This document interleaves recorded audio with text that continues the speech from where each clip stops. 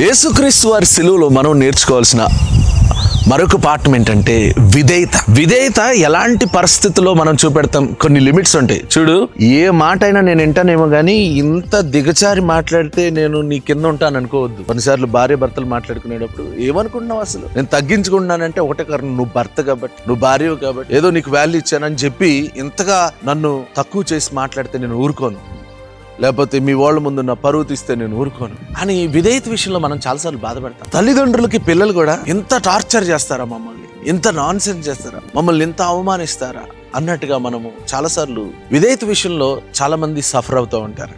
కానీ సిలువ మనకు నేర్పించేది ఏంటంటే అమితమైన విధేయత.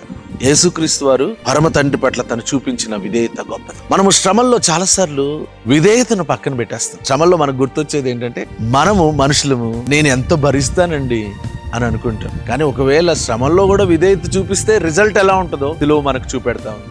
ఫిలిప్పీలు రాసిన పత్రిక 2వ అధ్యాయము 8వ వచనం, మరియు ఆయన ఆకారమందు మనుష్యుడిగా కనబడి మరణము పొందునంతగా, అనగా సిలువ మరణము పొందునంతగా విధేయత చూపును వాడై తన్ను తాను తగ్గించుకొనెను.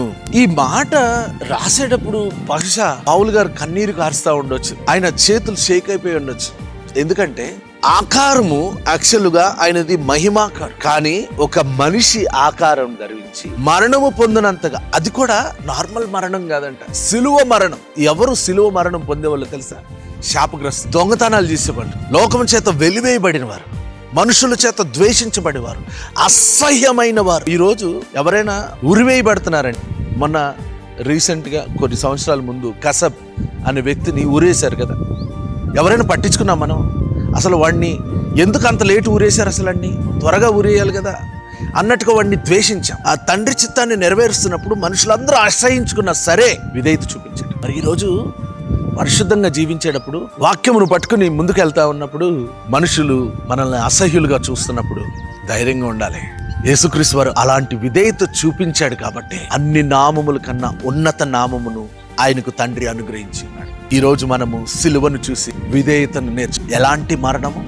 సిలువ మరణము పొందినంతగా. ఏమో నీకు వచ్చే సమస్యలు, దేవుని నిమిత్తం నువ్వు బతుకుతున్నప్పుడు నీకు వచ్చే సమస్యలు చాలా అధికమై ఉంటాయి. కానీ ఒక విషయం మర్చిపోవద్దు, ఆయన యందు నువ్వు పడే ప్రయాసము వ్యర్థము కాదు. God bless you.